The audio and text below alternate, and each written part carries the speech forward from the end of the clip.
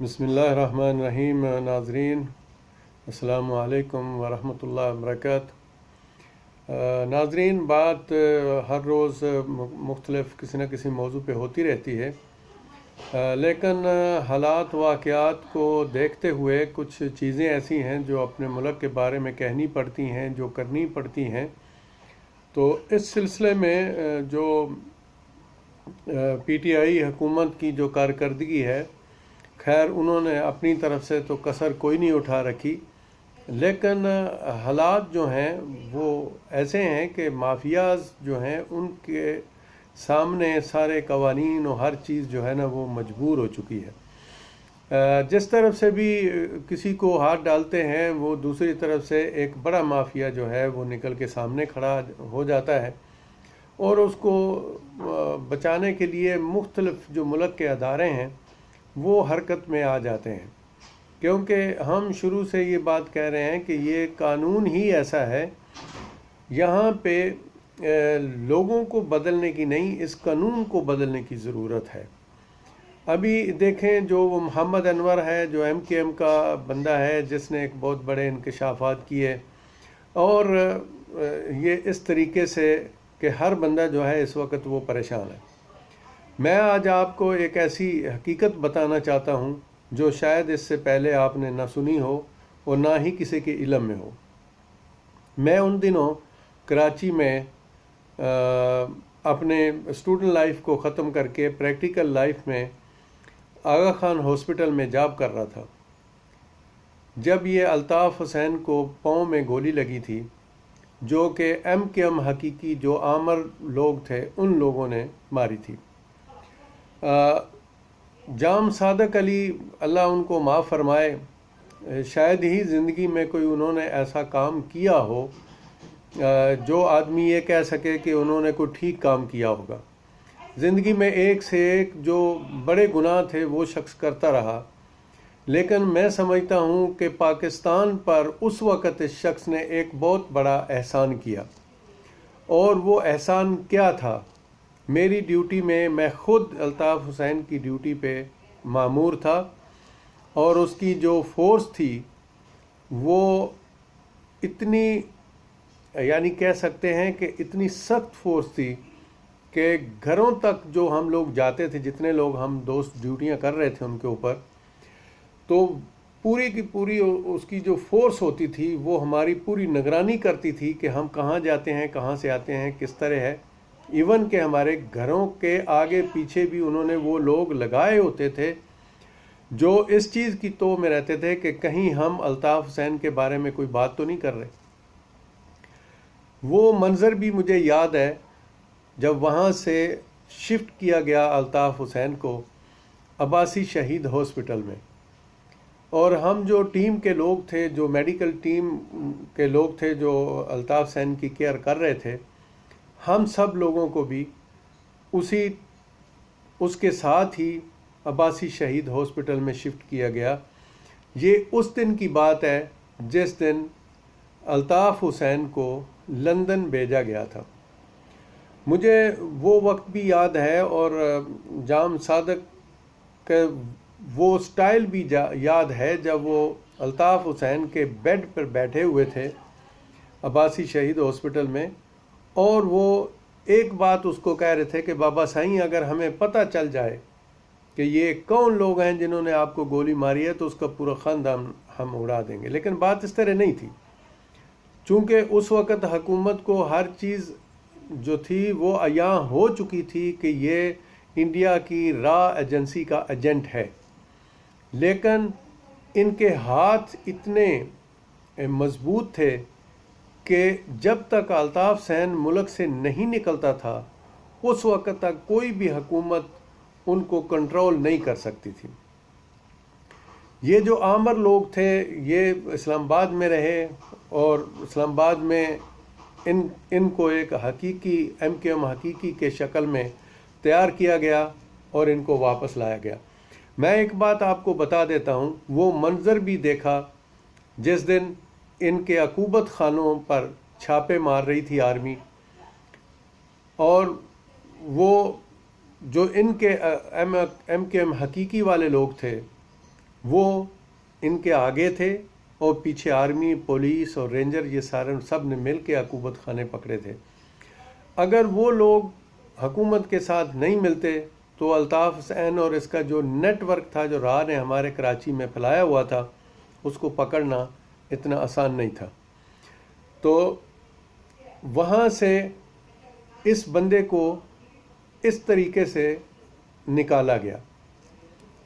جو جام صادق علی اس وقت محو گفتگو تھے اور ہم چونکہ میڈیکل ٹیم کے لوگ اس کی خدمت میں مامور تھے، میرے ساتھ میرے اور بھی 2 دوست تھے، ہم بھی اسی روم میں موجود تھے جس میں عباسی شہید ہاسپٹل کے جس روم میں الطاف حسین اور جام صادق علی موجود تھے۔ خیر وہاں سے ان کو تیار کیا گیا، جو ان کو باتیں بتائی گئیں وہ چونکہ ہم لوگ بھی سن رہے تھے اور کوئی ایسی بات نہیں تھی کہ جس کو اب چھپایا جائے۔ پہلے بھی ہم کرنا چاہتے تھے لیکن اب وقت آ گیا۔ تو اس غدار انسان کو وہاں سے نکالنے کا مقصد یہ تھا کہ جب تک یہ نکلتا نہیں تھا تب تک اس کے پاس اتنی بڑی دہشت گردی ٹیم تھی کہ وہ جب کسی کے بارے میں تھوڑا سا بھی پتہ چل جاتا تھا کہ کوئی بندہ ان کے خلاف چل رہا ہے تو اس کا پورا خاندان ہی جلا دیا جاتا تھا۔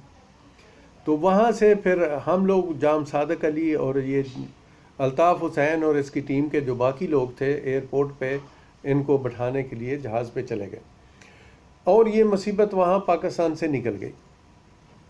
لیکن اس کے بارے میں میں تھوڑی سی مزید روشنی ڈالنا چاہتا ہوں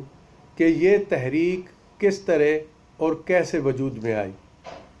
یہ سارا عرصہ میں نے وہاں کراچی میں گزارا، میری اسٹوڈنٹ لائف تھی وہاں پہ، اور بہت سارے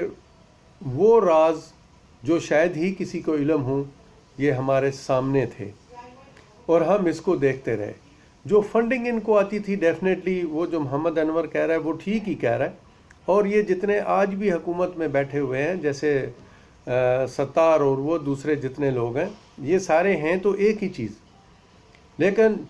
شاید وہ کہتے ہیں صبح کا بھولا اگر شام کو گھر آ جائے تو اس کو بھولا ہوا نہیں کہتے۔ ممکن ہے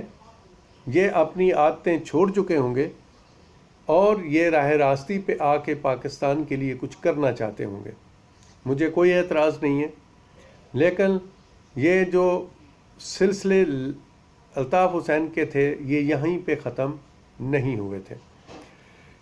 اس کے جانے کے ساتھ کم از کم اتنا ضرور ہوا کہ وہ جو ان کی اسٹرینتھ تھی وہ کم ہوئی، ان کے عقوبت خانے پکڑے گئے جہاں پہ یہ زندہ لوگوں کو ختم کر دیتے تھے، ان کے ناخن نکالتے تھے، یعنی ایسی سزائیں جو آدمی اپنے وہم و گمان میں نہیں رکھ سکتا جو ایم کے ایم پنجابی اور پٹھانوں کے ساتھ سلوک کرتی تھی۔ اور صرف پنجابی اور پٹھانوں کے ساتھ ہی نہیں تھا، مہاجروں میں سے بھی جو لوگ ان کی بات کو نہیں مانتے تھے ان کا پورا خاندان جلا دیا جاتا تھا، اور وہاں شور یہ کیا جاتا تھا کہ پنجابی اور پٹھان جو ہیں وہ جلا کے چلے گئے۔ اور یہ ایک بہت بڑا ظلم تھا جس کو ڈھایا گیا کراچی میں الطاف حسین اور اس کے حواریوں کی سرپرستی میں۔ اور ان کو کون سرپرستی دے رہا تھا اور ان کو کون فیڈ کر رہا تھا؟ وہ انڈیا کی را ایجنسی تھی۔ اور یعنی جو سٹارٹ ہوا تھا ان کا وہ اس سے بھی زیادہ خطرناک تھا۔ ایک وقت تو وہ تھا کراچی کے اندر جب ہم ڈیوٹی کے لیے آتے تھے، ایمبولنس میں بیٹھے ہوتے تھے تو ہمارے آگے اور پیچھے رینجر ہوتی تھی، تب ہم اپنی ڈیوٹیوں پہ پہنچتے تھے۔ تو پاکستان کے اندر انہوں نے ایک منی پاکستان بنا رکھا تھا، لیکن اللہ کا شکر ہے اور اس وقت کی جو حکومت تھی، آصف نواز جنجوعہ صاحب جو تھے اللہ ان کو جنت نصیب کرے، انہوں نے بہت زیادہ محنت کی ان لوگوں کو ختم کرنے کے لیے، یہ ایم کے ایم کو ختم کرنے کے لیے، یہ اس ناسور کو ختم کرنے کے لیے انہوں نے بہت محنت کی۔ اور جام صادق علی کا میں سمجھتا ہوں کہ یہ پاکستان پہ ایک بہت بڑا احسان ہے، اگر وہ اس وقت اس کو نہیں بگاتا تو ان کو کنٹرول کرنا جو تھا وہ بہت مشکل تھا، اور کراچی جو تھا وہ ہم سے الگ ہو چکا تھا۔ تو اس لیے میں کہتا ہوں کہ وہ سارے سلسلے چلتے رہے، وہ آتے رہے. اس کو میں قسط وار رکھوں گا کیونکہ اس میں کافی ٹائم چاہیے. اس کے جو اسباب تھے جہاں سے سٹارٹ ہوا تھا وہ بھی میں انشاءاللہ جو نیکسٹ ویڈیو ہے اس میں بیان کروں گا. تو آج میں کہتا ہوں کہ ہم نے وہ ساری سختیاں دیکھیں، پاکستان کو ٹکڑے ٹکڑے کرنے والے سب لوگوں کو دیکھا، لیکن اللہ کا شکر ہے کہ یہ پاکستان لا الہ الا اللہ محمد رسول اللہ کی جس بنیاد پہ قائم ہوا تھا وہ آج بھی قائم ہے. اور اس کی بنیادوں میں اتنی خالص قربانیاں ہیں کہ جس نے بھی اس ملک کے بارے میں غلط سوچا اس کا انجام اس دنیا میں بھی برا ہوا، جو آخرت میں ہوگا انشاءاللہ تعالی وہ اس سے بھی برا ہوگا. تو اس لیے جتنے دوست ابھی کوششیں کر رہے ہیں اس ملک کو توڑنے کے لیے، وہ بھلے حکومت میں ہیں یا حکومت سے باہر ہیں، میں سب سے ریکویسٹ کرتا ہوں کہ اللہ سبحانہ تعالی وہی صحیح حقیقی مالک ہے اور وہی حکومتیں بدلتا ہے اور وہی حکومتیں لاتا ہے. تو اس لیے اگر کسی کے پاس کوئی حکومت آ جاتی ہے تو وہ یہ مت سمجھے کہ وہ دنیا میں فرعون بن کے بیٹھ گیا، کیونکہ حکومتیں اسی کے ہاتھ میں ہیں، وہی تبدیل کرتا ہے، وہی لوگوں کو لاتا ہے. تو جو بھی اس کا مس یوز کرے گا اس کا حشر وہی ہوگا جو ابھی نواز شریف اور زرداری کا ہوا، جو اس سے پہلے الطاف حسین کا ہوا. تو انشاءاللہ تعالی ہم نیکسٹ ویڈیو میں کل اسی موضوع پہ بات کریں گے. میں آپ لوگوں کو کل یہ بتاؤں گا کہ یہ کب اور کیسے شروع ہوئی تھی اور کیا کیا ان کا ایجنڈا تھا اور کس طرح انڈیا ان کو ڈرائیو کر رہا تھا وہاں بیٹھے ہوئے. اللہ ہم سب کا حامی و ناصر ہو. اور میں آپ سب لوگوں سے پھر ایک دفعہ ریکویسٹ کرتا ہوں کہ عمران خان صاحب اگر اس کرپشن کو، اس ظلم کو ختم کرنا چاہتے ہیں پاکستان کے اندر سے، تو سب اداروں کا فرض بنتا ہے کہ ان کا ساتھ دیں اور ان کو کامیاب بنائیں. اور اگر ایسا نہیں ہے تو پھر ہمیں کچھ اور سوچنا پڑے گا، کچھ اور دیکھنا پڑے گا کہ وہ کون سی ایسی طاقت ہے جو اللہ تعالیٰ ہمارے سامنے لائے، جو اس کمی کو جو خان صاحب سے پوری نہیں ہو رہی، کوئی دوسری طاقت آ کے اس کمی کو پورا کرے اور وہ اس مشن کو آگے چلائے جو کرپشن فری پاکستان مشن ہے. اللہ تعالی ہم سب کو اس میں کامیاب کرے اور اس ملک کا اللہ کی ذات حامی و ناصر ہو. اللہ حافظ.